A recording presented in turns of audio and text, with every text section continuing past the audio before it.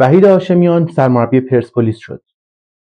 ساعتی پیش با اعلام رسمی باشگاه پرسپولیس اسماعیل کارتال از پرسپولیس جدا و وحید هاشمیان به عنوان سرمربی این تیم معرفی شد.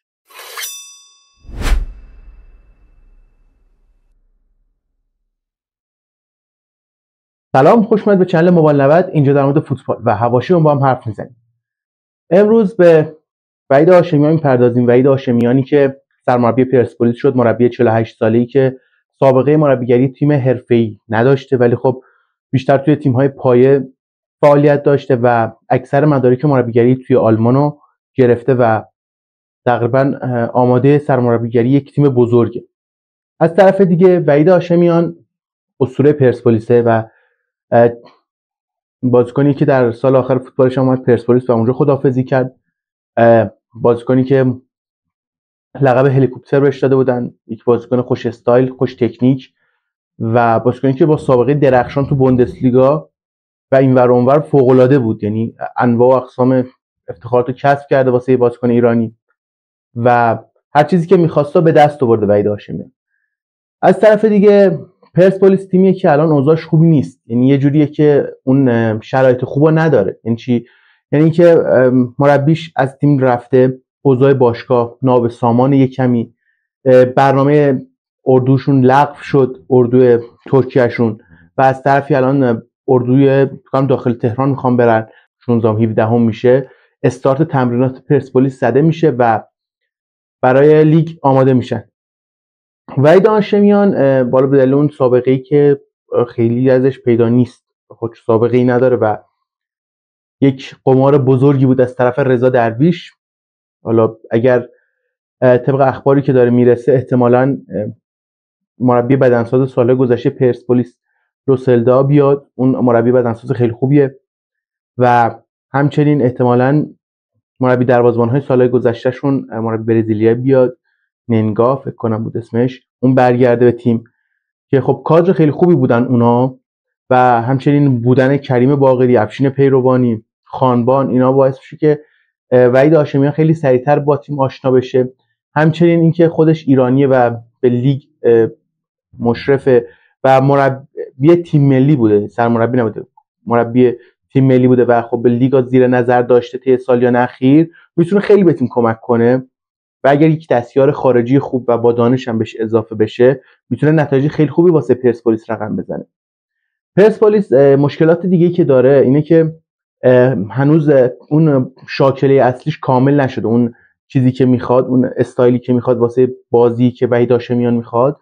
وحید هاشمیان مربی که احتمالاً با همون سبک پرس از بالا، فشار، بیلداپ از عقب و اون فوتبال تهاجمی که هوادارهای پرسپولیس دوست دارن، ضد حملات سریع، چنین سبکی رو دوست داره بازی کنه وحید هاشمیان. توی اون مصاحبه‌ای که داشته اینجوری اعلام کرده و خب میشه گفت که اگر اون ابزارالاتش رو بهش بدن و یک تمرین دهنده خوب و یک مربی خوب کنارش بذارن میتونه نتیجه خیلی خوبی بگیره و اگر جواب بده قطعا یک مربی بزرگ واسه فوتبال ایران ساخته شده و همچنین یک مربی که میتونه سالیان سال تو پرسپولیس آقایی کنه و تیم پرسپولیس رو به قهرمانی زیادی برسونه.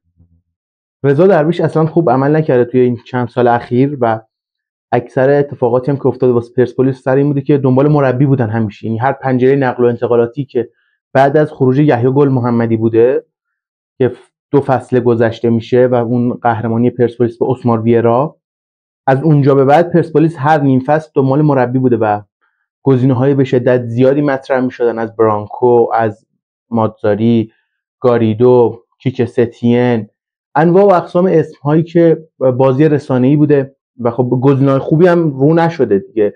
اومدن اسماعیل کارتال و اینکه حالا اسماعیل کارتال مربی خیلی خوبی بود ولی خب اون شرایطی که باید فراهم بشه، حالا سر چه اتفاقاتی از تیم جدا شد، اینا همه باعث میشه که باز انتقاده بره پیش رضا درویش که چرا مربی تیمت جدا شد، مربی که طبق نظر اون شما گلر، مهاجم، هافبک و هر چی بازیکن می‌خواستی خریدی، تمدید کردی و مازاد کردی درو و الان مربی آوردی که سابقه مربیگری نداره و یک دست به یک قمار بزرگ زدی. یعنی عملاً دست به یک قمار عجیب و غریبیه دیگه وحید هاشمیان، چون مربی که سابقه مربیگری توی هیچ تیمی نداره از نظر حرفه‌ای سرمربیگری توی تیم حرفه‌ای نداره، ولی خب دستیار بوده.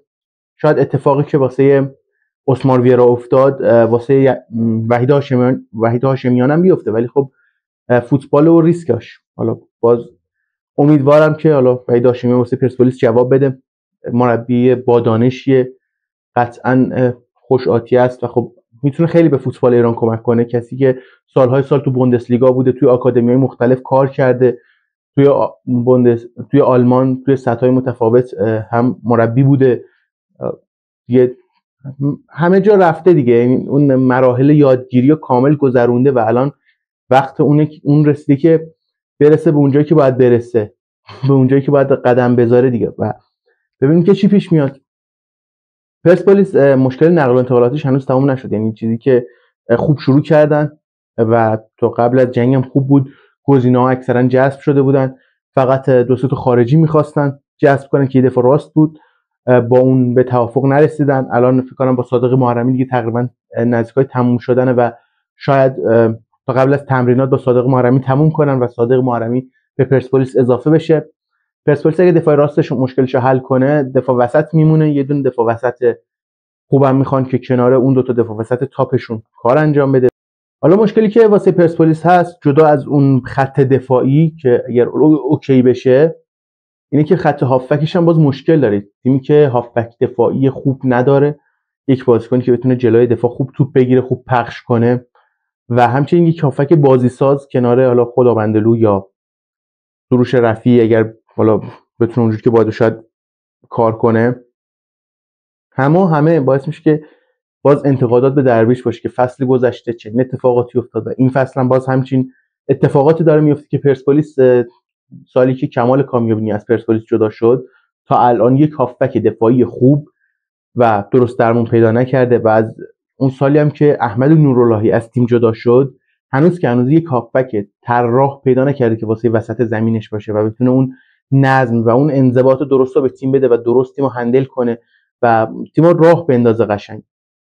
این هافبکی حالا یه تایمای سروش رفیعی یه ذره اوج گرفت و تونست یه کمی کمک حال تیم باشه و به قول معروف مثل این باتریای کنترلایز که باتریش خراب میشه دیگه. پرسپولیس با بازیکنایی که داشت این 2-3 ساله هم یه جوری کجدار و مریض رفت جلو و یکی دو تا جام هم گرفت، ولی خب اون چیزی که درست بود این فصل باید رخ میداد که با اومدن یک مربی با دانش، یک مربی که لیگو شناخته، لیستشو داده و آماده اینه که یک تیم خوب ببنده واسه این فصل. ولی خب طبق اتفاقاتی که افتاد اسماعیل کارتال جدا شد و الان مشکل اصلی پرسپولیس اینه که مربی جوونیه و ریسکش زیاده، ریسک خیلی زیادی داره وحید هاشمیان. ولی خب هواداره پرسپولیس تنها کاری که میتونن بکنن اینه که به شدت از وحید هاشمیان حمایت کنن، حتی اگر نتایج ابتداییشون بد بود. شاید این مربی چند وقت بخواد تا یه ذره با جو فوتبال ایران آشنا بشه، یکم بیشتر آشنا هست، ولی خب اون به قول معروف توی اون چرخه بیاد، اون فضا رو به صورت خیلی جدی‌تر ببینه و کار کنه، شاید نتایج خیلی بهتری رخ بده واسه پرسپولیس. اخبار دیگه که در مورد پرسپولیس داره خیلی به گوش میرسه، جدا از وحید هاشمیانش، حالا چیزی که هست شهریار مقانلو بود و سردار دورسون. معادله‌ای که اگر سردار دورسون از پرسپولیس جدا بشه، احتمال خیلی زیاد پرسپولیس اقدام کنه واسه شهریار مقانلویی که علاقه هم به بازگشت داره، چون سال جام جهانی و دوست داره که توی جام جهانی باشه و بتونه خوش بدرخشه. و خب توی پرسپولیس این فضا واسش وجود داره، به دلیل اینکه حالا اگر هاشمیان 4-4-2 یا حتی 4-2-3-1 هم بازی کنه، میتونه کنار علیپور و فخریان خیلی خوش بدرخشه. از طرف دیگه پرسپولیس مشکل دفاع چپ هم داره یک کمی، چرا که الان دفاع چپ یه دونه دفاع 31-2 ساله دارن و یک دفاع چپ 37 ساله، چون وحید امیری قطعا وینگر بازی نخواهد کرد در فصل آینده به احتمال خیلی زیاد، چون اگر بره اون سمت یکی از اون 7-8 تا وینگری که اون جلو هست باید بشینه رو نیمکت و اصلا گزینه خوبی نیست این کار و اصلا هم درست نیست. ولی خب دفاع چپ میخواد پرسپولیس، همونجوری که هافبک میخواد و احتمال جدایی گندوز خیلی بالاست، تقریبا تموم شده است جداییش و گلگهر راضی نشد به معاوضه گندوز و زاره، واسه همین یکمی معادلات به هم خورد. پرسپولیس زاره رو میخواست. خودتون خیلی بهتر از من در جریانید، همه انقدر اخبارات زاره اومد بیرون که صبح میزدن با استقلال به توافق رسید باشگاه گلگهر، بعد از ظهر میزدن با پرسپولیس به توافق رسید. خود زاره میخواست بره استقلال، بعد برادرش استوری میذاشت واسه پرسپولیس. اصلا یه وضعی بود واسه زاره. و از طرفی عارف آقاسی که اونم خیلی گزینه خوبی بود واسه پرسپولیس، ولی خب رفتنش به استقلال و اینکه رقیب مستقیمه یک کمی اوضاع پیچیده کرد. و از طرفی حالا این کادر جدید پرسپولیس زمان میخواد، زمان زیادی هم میخواد تا بتونه اونجوری که باید و شاید خودش رو جا بندازه. خوبیش اینه که قبل از پیش فصل اضافه میشن و تمرینات با خودشونه، شناخت کامل میتونن از بازیکن‌ها داشته باشن.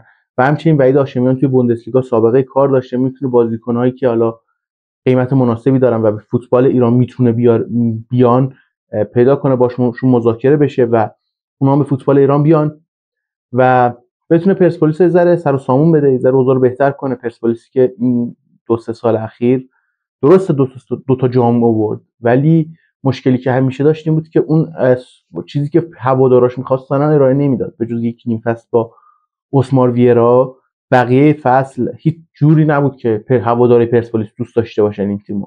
نه فوتبال قشنگی بازی می‌کرد تیم، نه خلق موقعیت زیادی داشت، پلن درست درمونی نداشت. حالا با یحیی گل محمدی، یحیی یک مربی با دانشه و خب توی پرسپولیس به بنبست تاکتیکی خورده بود عملا، چیزی که تو طولانی مدت واقعا پیش میاد واسه مربی بزرگ. و اون شیوه و اون روشی که توی پرسپولیس اجرا میکرد دیگه واقعا جوابگو نبود.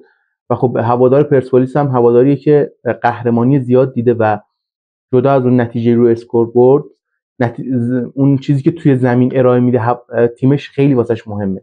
ولی خب تیم یحیی نتونست اونجوری که باید و شاید باشه و نتایج ضعیفی هم گرفت طبق اون ساختاری که ایجاد کرده بود و همین باعث شد که هوادار پرسپولیس خانه اخراجش بشه و بگن که یحیی گل محمدی اخراج بشه. اسمار ویرا اومد. اسمار ویرا که یه فوتبال خیلی خوب داشت ارائه میداد، ولی خب باز هم اینو میشه گفت که توی اواخر فصل، یعنی 3-4 تا بازی آخر، اون انرژی و اون شادابی بازیکنان پرسپولیس هم از بین رفته بود و پرسپولیس حالا ذره با سختی تونست باز جام بیاره و اون اسمار هم دیگه داشت به قول معروف به پایان راه میرسید با پرسپولیس، چیزی که تو اون فصل نشون میداد. ولی خب باز میشد مربی قهرمان رو نگه داشت و کاری که درویش نتونست انجام بده. و وقتی درویش نتونست چنین مربی نگه داره، رفتن سراغ مربی که باز نباید میرفتن سراغش، مربی که به ساختار فوتبال ایران واقعا نمیخورد، گاریدو. اونم مربی با دانشی بود، ولی خب اگر اتفاقات خاصی رخ نمیداد و بازیکن‌ها بر علیهش نمیشدن و همچنین جو هواداری بر علیهش نمیشد و اتفاقات عجیب غریبی نمیافتاد، میتونست نتیجه بگیره. ولی خب فوتبال ایرانه و اون باند بازی که یکم تو پرسپولیس شکل گرفته، تو تیم‌های اکثر تیم‌های فوتبال ایران هست و خب یه عده بازیکن و یک عده مدیر و اینا همه دست به دست هم میدن که یک مربی رو سرنگون کنن، یک مربی رو اخراج کنن یا یک چیزی رو عوض کنن تو باشگاه، چیزی که توی سالهای اخیر تو فوتبال ایران به شدت قابل مشاهده است. امیدوارم که از این ویدیو لذت برده باشید. لایک، سابسکرایب و همچنین کامنت یادتون نره. شما رو به خدا بزرگ میسپارم. خدا نگهدار.